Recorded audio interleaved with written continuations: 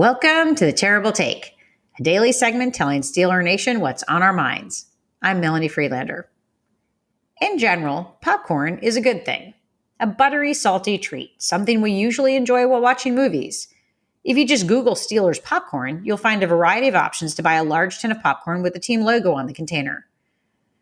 But if you're a Steelers fan, it probably has a different meaning. Because for years, that is the reason, or excuse, given when the team falls short for a lot of different reasons rather than just one big, obvious flaw. Back in 2016, head coach Mike Tomlin described the team's popcorn issues as incidents that have popped up here and there at critical times that have contributed to the difference between wins and losses. He and his coordinators have referred to that phrase over the intervening years from time to time. Like most fans, I fell for the fantasy of the Steelers preseason.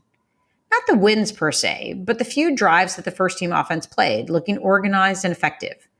You could argue that they weren't playing the opposing team's first defense, but that didn't change the fact that quarterback Kenny Pickett, his offensive line, and his skill players seemed more than able to follow the game plan.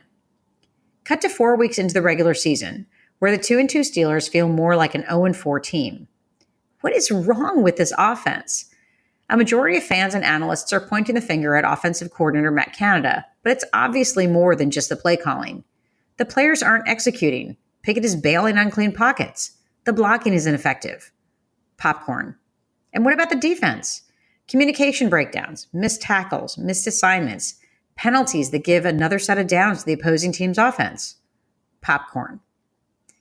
With 2 blowout losses, the obvious question is, what does this team need to fix and whether it's possible? Certain answers are just a matter of time, like getting number 1 wide receiver Deontay Johnson and defensive captain Cam Hayward back from injured reserve. At some point, that will happen.